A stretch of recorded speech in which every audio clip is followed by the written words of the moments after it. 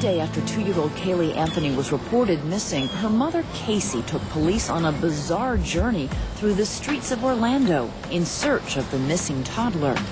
Casey insisted that she'd left her daughter in the care of a babysitter named Zunaida Gonzalez, but investigators rapidly exposed a breathtaking series of lies. When she took them to the apartment that she said she had dropped her daughter off, that apartment had been vacant for like almost 140 days. No one was living there. Casey and the police went to 2 other buildings where Casey said she'd left Caylee with Zunaida Gonzalez, but there was no such woman at either location. Lies and innuendo and not any valid information, yet the clock is ticking on her daughter. The defendant's child is missing, and she's playing games. With her story unraveling quickly, Casey then took detectives to Universal Studios, where she claimed to have a job. She takes the detectives through the Universal corridors, passing offices. This is where I work. Let me take you to the office. As the corridor comes to an end and her office isn't there, it's like, okay, I don't work here. So obviously the utmost importance wasn't her child in the discovery, trying to find where she's at. It's trying to be deceptive. I've seen this countless times in criminals. Brad Garrett is a renowned FBI profiler who's investigated some of the country's most notorious criminal cases. Based on the evidence he sees, at the very least, Casey is a pathological liar. Why did they actually drive her down to Universal Studios and make her go up to the security gate and talk her way in? What were they trying to do at that point? Because one of the keys when you're trying to get someone to tell you the truth is increase stress. And if you can increase stress, many people will cave in. They then go into a conference room, and they are really tough. They expose every single lie. You know, they've proved all these false stories, and she never wavers. She never loses her composure. But the reason she doesn't waver is because she is not going to tell the truth until she believes it's in her best interest to tell the truth. Casey finally admitted to police that she had lied. She had no job at Universal. Police took Casey into custody and charged her with child endangerment. The arrest affidavit states that she showed no obvious emotion over her daughter's disappearance. Many friends say this text message they received from Casey that day was the first they'd heard of Caylee's disappearance. Caylee is missing, and continue to look for Caylee. She is not dead. Then came this revealing phone call that Casey made to her family from behind bars. Well, I just saw your nice little cameo on TV.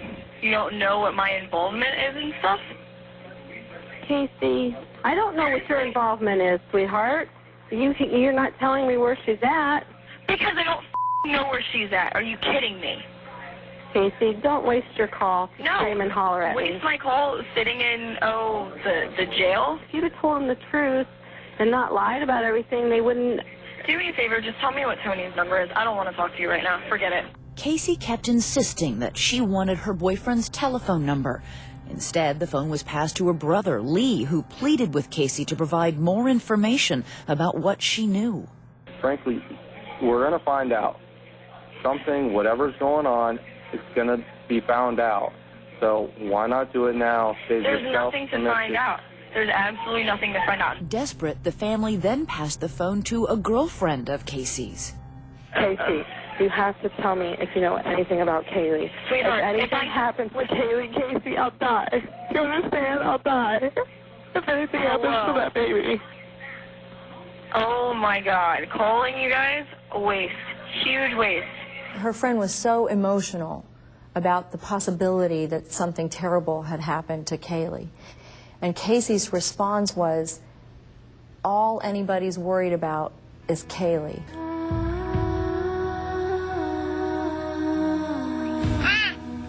A new image of Casey soon emerged that was very different from those wholesome family videos of a loving mother.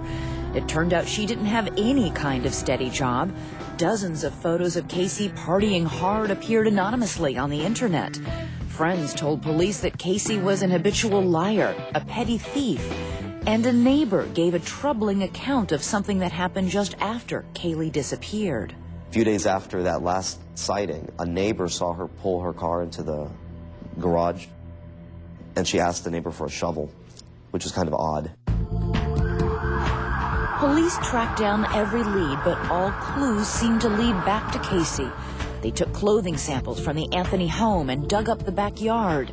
And in a bond hearing for Casey a week after her arrest, detectives dropped a bombshell about forensic tests conducted on the family's white car. The dogs, they have cadaver dogs that smell human decomposition. They can even smell bones. Had smelled some sort of smell in the back of in the trunk somewhere. They found hair that resembled this little girl's hair. They didn't say it was her hair, they just said it resembled it. They found dirt in the car. How do you deal with what they're saying about in the trunk of the car? There was a bag of pizza for, 12 days in the back of the car full of maggots that stunk so bad?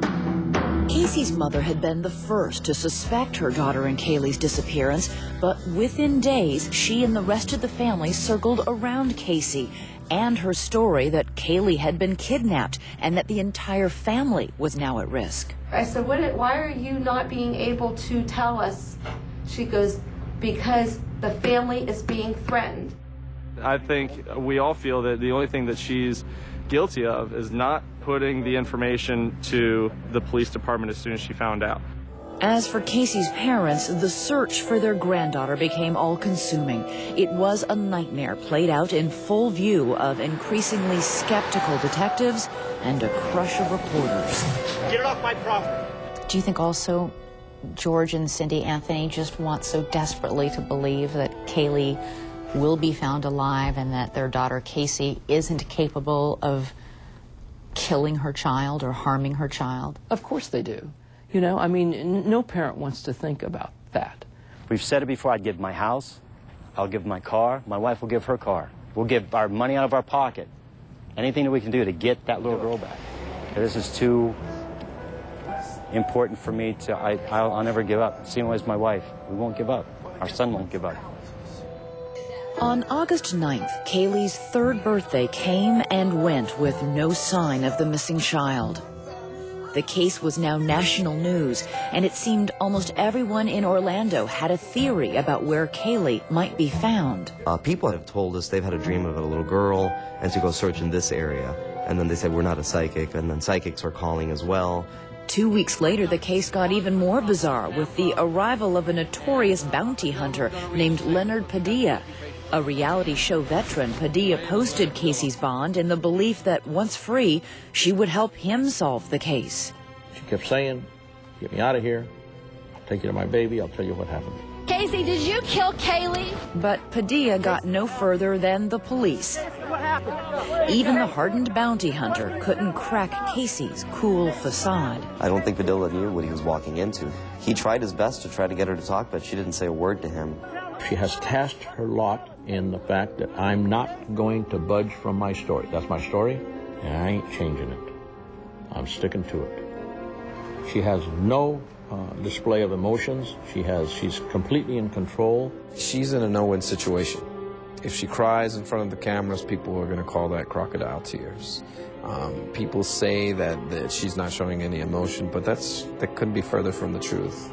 When I'm with her, when we speak, many times she's broken down. Here comes Casey Anthony.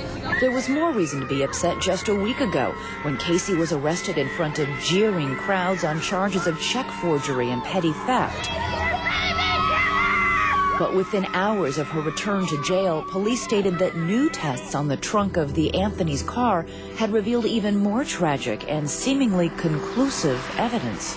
There was hair resembling Kaylee's in the trunk. There was a stain in the trunk.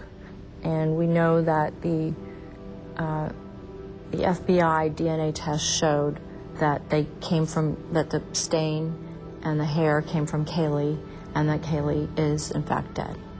So if the FBI has provided the police with this kind of forensic evidence, why haven't they charged Casey with murdering her daughter? I have no idea at this point. I think that, I guess the key is because they cannot, at that particular time, put her in that vehicle.